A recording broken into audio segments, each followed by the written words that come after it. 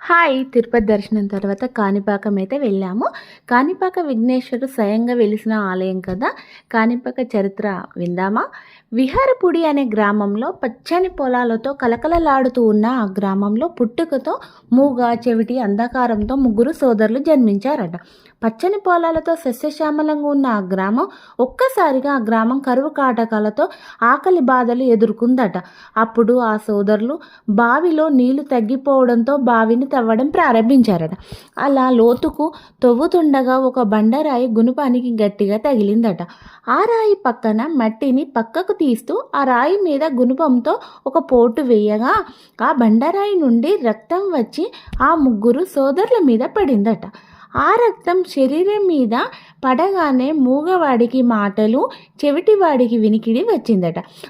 అందుడికి చూపు వచ్చిందట. వెంటనే జరిగిన విషయాన్ని గ్రామ ప్రజలకు, ఆ ఊరు పరిపాలించే రాజుకు చెప్పారట. వారు వచ్చి ఆ బావిని మరింత లోతుగా తవ్వితే వినాయకుడు ప్రతిమ బయటపడిందట. ఆ ముగ్గురు సోదరులు తెలియక చేసిన తప్పును క్షమించమని గ్రామ ప్రజలు భక్తి శ్రద్ధలతో కొబ్బరికాయలు కొట్టి వినాయకుడిని పూజిస్తుండగా ఆ కొబ్బరి నీరు అక్కడ ఖాళీ భాగంలో అంతా ప్రవహించిందట. ఇలా వినాయకుడు అది ప్రవహించాయంటూ ఇలా వినాయకుడు స్వయంగా ఆవిర్భవించడంతో విహారపుడి కాస్త కాణిపాకంగా మారిందట.